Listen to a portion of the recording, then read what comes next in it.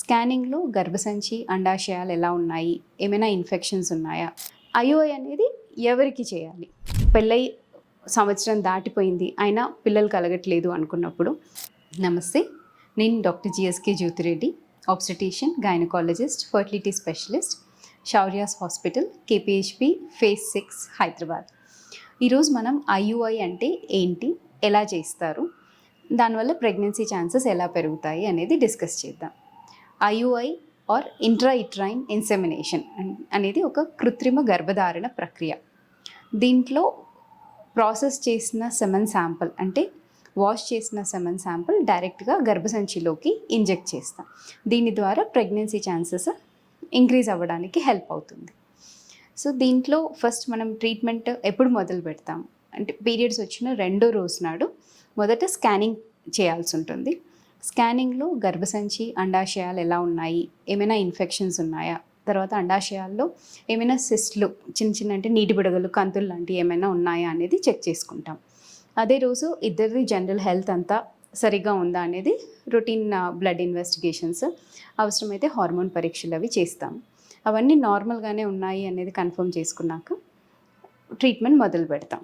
అయితే 2వ రోజు నాడు స్కానింగ్ అనేది గర్భం ఉందా లేదా అనేది కూడా కన్ఫర్మ్ చేసుకోవడానికి, గర్భం లేదు అన్నప్పుడే మనం ట్రీట్మెంట్ స్టార్ట్ చేయాల్సి ఉంటుంది. సో పీరియడ్ వచ్చిన 2వ రోజు నాడు ఫస్ట్ అండాలు పెరగడానికి మందులు ఇస్తాము. ఇది టాబ్లెట్స్, కొంతమందికి ఇంజెక్షన్స్, ఈ 2 పెడతాం. సో టాబ్లెట్స్, ఇంజెక్షన్స్ వల్ల ఉన్న వాటిలోంచి మంచి క్వాలిటీ అండాలు పెరగడానికి దోహదపడతాయి. తర్వాత మనం ఇచ్చిన మందుల వల్ల అండాలు పెరుగుతున్నాయా లేదా అనేది పీరియడ్స్ వచ్చిన 9వ రోజు నుంచి రెగ్యులర్గా ఫాలిక్యులర్ మానిటరింగ్ అంటాం. అంటే సీరియల్ అల్ట్రాసౌండ్ స్కానింగ్స్ ద్వారా అండం పెరుగుతుందా లేదా అనేది మానిటర్ చేస్తాం. అండం సైజు సరిగ్గా పెరిగింది, 20 mm వచ్చింది అన్నప్పుడు అది రప్చర్ అవ్వడానికి అంటే పగలడానికి ఇంజెక్షన్ ఇస్తాం అన్నమాట. అది ట్రిగర్ ఇంజెక్షన్ అంటాం.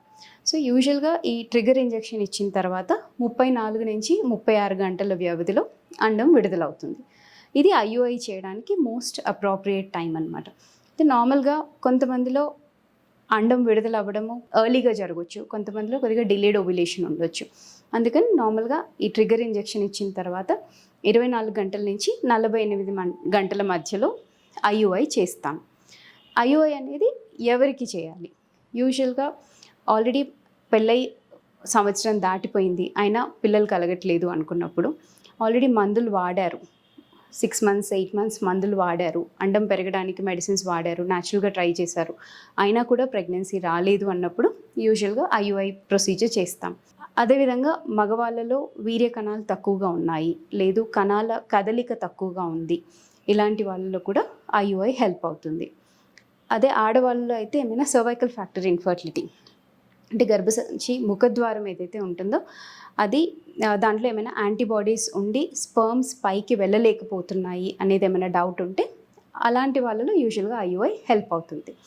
సో వీళ్ళలో ఇందాక చెప్పినట్టు మనం పీరియడ్ వచ్చిన 2వ రోజు నుంచి మందులు స్టార్ట్ చేసి అండం విడుదలయ్యే టైంలో ఐయుఐ చేస్తాం.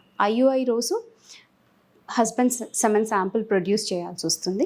సెమన్ శాంపుల్ ఇచ్చిన తర్వాత దాన్ని ప్రాసెస్ చేస్తాం, ఆ వీర్య కణాలని ప్రాసెస్ చేస్తాం. అంటే సెంట్రిఫ్యూజ్ చేసి దాంట్లోంచి ర్యాపిడ్గా కదిలే కణాలని సెపరేట్ చేస్తాము. యాక్టివ్ మొటైల్ స్పర్మ్స్ని సెపరేట్ చేసి డైరెక్ట్గా గర్భసంచిలో చిన్న క్యాథెటర్ ద్వారా ఇంజెక్ట్ చేస్తాం.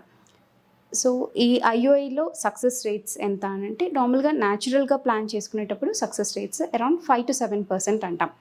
ప్రతి నెలలో కన్సెప్షన్ ఛాన్సెస్ 5 నుంచి 7% ఉంటాయి. ఐయుఐకి వచ్చేటప్పటికి అది 12 నుంచి 15% పెరుగుతుంది. Thank you.